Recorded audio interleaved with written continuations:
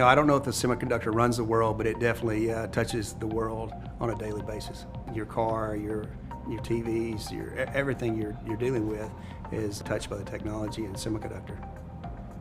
What I'm most excited about at the conference is just seeing the number of people who are finding new ways to use semiconductors as the computing industry is changing. It was not just seeing the continuation of Moore's law, but things like AI chips or quantum computers. And I think that really makes for a much more exciting mix of materials and devices.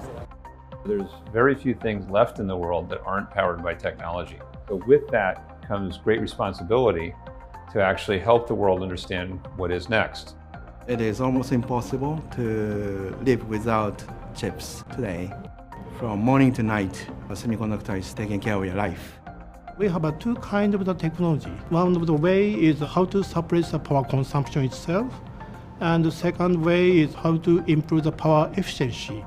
So the new material is the key.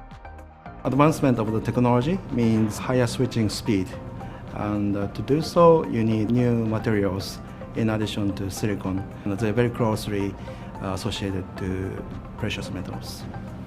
We're going to continue to make high-performance computing systems and phones and laptops, but finding ways to get AI into those systems, particularly at the edge where it's actually quite power sensitive, is really exciting. And I think that's where a lot of the growth is going to come.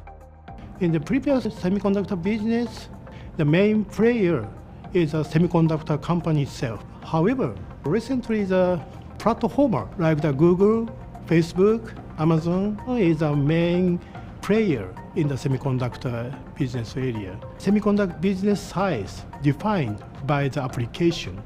Therefore, the platformer opinion is very important.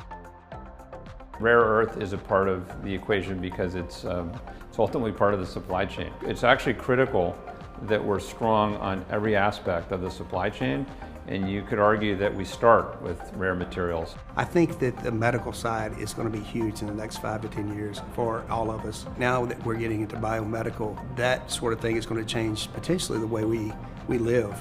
If it's allowed to be sold and allowed to be marketed in the commercial world, it's going to make a huge impact in the world.